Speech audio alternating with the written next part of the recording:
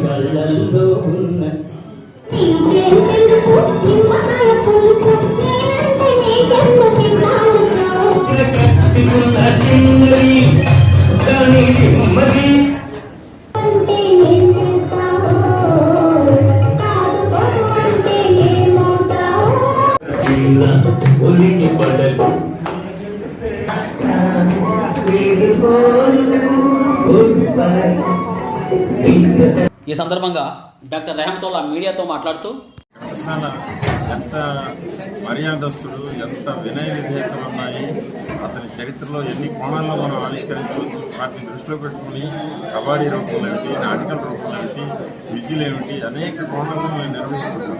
మాది ఒక Telegram group ఉంది, ఘంటసాల ఆరాధన. అందులో నిరంతరం విద్యలు అవుతూనే ఉంటాయి. దీనికి మాకు సత్యవాణి గారు, సామాన్య సత్యవాణి, నందగోపాలు, చాలామంది మా మిత్రులు ఉన్నారు. వాళ్ళు రేపటి శ్రమపడి అనేక విధులు నిర్వహించడం, వాటికి మన శిష్యులు ప్రోత్సహించడం జరుగుతుంది. ఇందులో అనేక కోణాల్లో ఘంటసాల గారి విషయాలు అంటే సినిమాలో వచ్చిన సన్నివేశం చెప్పి ఇది ఏం పాట, ఇక్కడ ఘంటసాల గారు ఏం పాట పాడేది చూసుకోండి అనేసి ఏమో ఇది అంటారు. ప్రతి శీర్షిక పేరు కూడా ఘంటసాల గారి పాటలతోనే వస్తుంది. కొన్ని బొమ్మలు ఇచ్చి ఈ బొమ్మల ప్రకారం ఘంటసాల పాట ఏంటి ఉంటుంది అనేసి అడుగుతాడు ఆయన నందగోపాల్ గారు. ఇదేమి గారడి ఉంటుంది, అది ఘంటసాల పాటకు సంబంధించిన పదం, ఇదేమి గారడి అంటారు. అలాగే రకరకాల శీర్షికలు మా సమూహంలో నిర్వహిస్తూ ప్రజల్ని అలరించడానికి, ఆ మహానుభావుడి రుణం తీర్చుకోవడానికి ఏ పూర్వజన్మ పంతం ఇలా మేము ఒక సమూహం ఏర్పాటు చేసుకుని అనేక మందిని అనేక శీర్షికలతో అలరిస్తున్నాం. ఆల్మోస్ట్ నెల 2 నెలలకు ఒకసారి విశాఖపట్నం ప్రోగ్రాంలు అవుతూనే ఉంటాయి. ఇవి కాక హైదరాబాద్, ఇతర ప్రాంతాల వాళ్ళు పిలుస్తుంటే కూడా వెళ్తుంటూ ఉన్నాము. మాది ఒక గ్రూప్ ఉంది, కబడ్డీ గ్రూప్, నాటికల గ్రూప్. మేమంతా కలిసి 8 మంది వెళితే ఈ కబడ్డీ, నాటికలు అన్నీ పూర్తవుతాయి.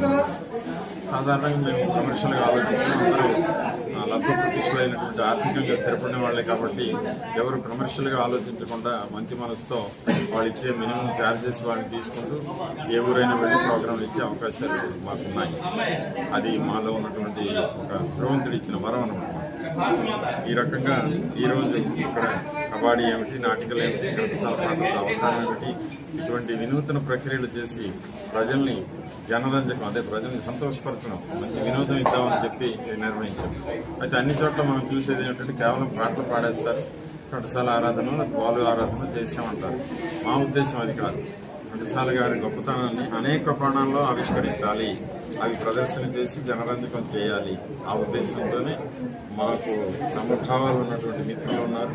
వాళ్ళందరి సహకారంతో నేను ఈ కార్యక్రమాన్ని చేయగలుగుతున్నాను.